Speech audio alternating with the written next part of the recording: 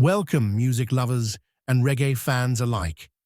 Today, we dive into the soul-stirring world of Garnet Silk, a voice that captured hearts, ignited the spirit of resistance, and still echoes in the hearts of fans worldwide.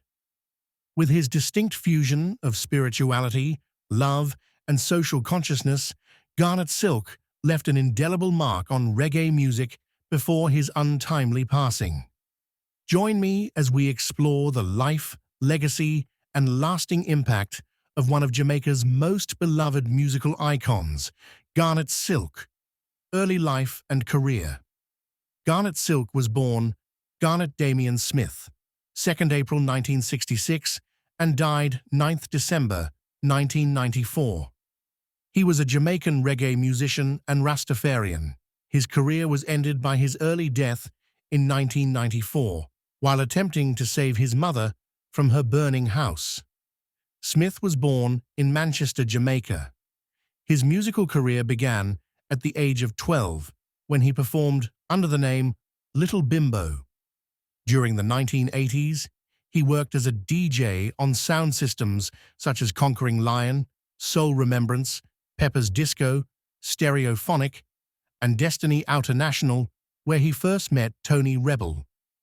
He recorded his first track in 1985, but it would be 2 years later before his first single, Problem Everywhere, was released. An album of material from this period, Journey, was later released.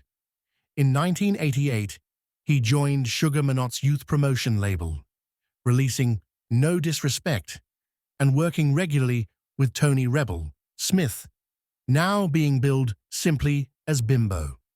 The pair began performing as a duo around the sound systems to much acclaim.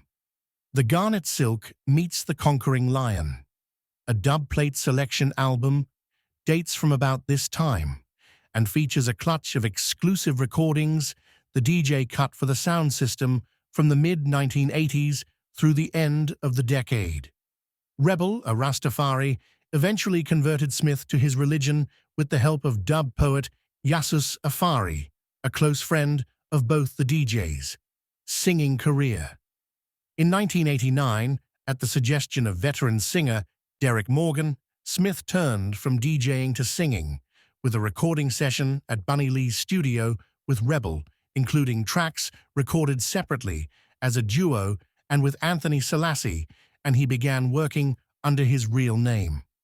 The Heartbeat label's Tony Rebel Meets Garnet Silk in a dancehall conference compiles these early Morgan-overseen recordings. The success of this session led him to continue as a singer, going on to work with producers King Tubby, Prince Jammy, and Donovan Jermaine, before signing a 2-year contract with Steely and Clevie in 1990, recording an album's worth of songs for them. It was the production duo who decided to change his name to Garnet Silk, in reference to his smooth voice. Only one of the tracks recorded during this period, We Can Be Together, a duet with Chevelle Franklin, was actually released at the time, and discouraged by this, he returned to Manchester and threw himself into songwriting, often in partnership with an old friend, Anthony Fire Rochester. Another encounter with Tony Rebel brought an introduction to Courtney Cole, owner of the Roof International label. Silk would record a plethora of songs at the producer's Ocho Rios studio. Amongst them were the hits Mama, 7 Spanish Angels, and a cover of the Johnny Nash classic I Can See Clearly Now. Roof International would posthumously bundle up these early singles and other material recorded at this time for the Nothing Can Divide Us album, which the VP label picked up for the US. By 1992, Silk was in Kingston in the studio with producer Bobby Digital, recording his debut album, It's Growing. Split between deeply cultural themes, spiritual songs, and romantic numbers, the album went on to become one of the best-selling in Jamaica that year, and he had his first major hit single with Hello Mama Africa, produced by Richard Bello Bell for the Star Trail label, which was Silk's first international hit, and topped the reggae chart in Britain. Over the next 2 years, the singer would record with most of the major name producers on the island, both on his own and in partnership with Tony Rebel. He cut a swathe of songs with King Jammy, including Fill Us Up With Your Mercy and Lord, Watch Over Our Shoulders. The latter track, titled a 1994 compilation released by the Green Sleeves label in the UK, and boasts 7 jammy cuts and a clutch of hits for other producers. 1993's Gold, released by the UK Charm label, bundled up more hits from this period. Amongst them was Zion in a Vision, a Jamaican #1 cut with producer Jack Scorpio, as well as Hey Mama Africa. He also recorded for Sly and Robbie, including the deeply religious Thank You Jar and the haunting Green Line. But the pace was becoming too much, and Silk collapsed during a show at the Ritz in New York City, suffering from low blood pressure and exhaustion. The exhausted singer was forced to cancel all his scheduled appearances for the next 6 months, most crucially of all, what would have been his debut at Reggae Sumfest. However, Silk bounced back in 1994 and set back to work. In a show of good grace, he rejoined Steely and Clevie and cut the Love Is the Answer single, another massive hit. Fight Back, produced by Richie Stephens, was next up. By then, the singer was ready to retake the stage, which he did with a vengeance, headlining that year's Reggae Sumfest and Reggae Sunsplash festivals. His set at the latter event was captured for the Live at Reggae Sunsplash 1994 album, released in 1999 by the Taboo One label. Silk's backing band was Jarposals, who originally formed in the late 1970s, Cause of Death. Having signed an international distribution deal with Atlantic Records, Silk now entered Tough Gong Studios with producer Errol Brown and the cream of Jamaica's session men, including Aston Barrett, Sly and Robbie, Tyrone Downey, Earl Chinna Smith, and Uzziah Sticky Thompson, to begin work on his second album. He'd recorded 10 songs, and the album was nearing completion when he went home to visit his mother. Silk had borrowed a pair of guns from his attorney after his home had been burglarized, but had no idea how to use them.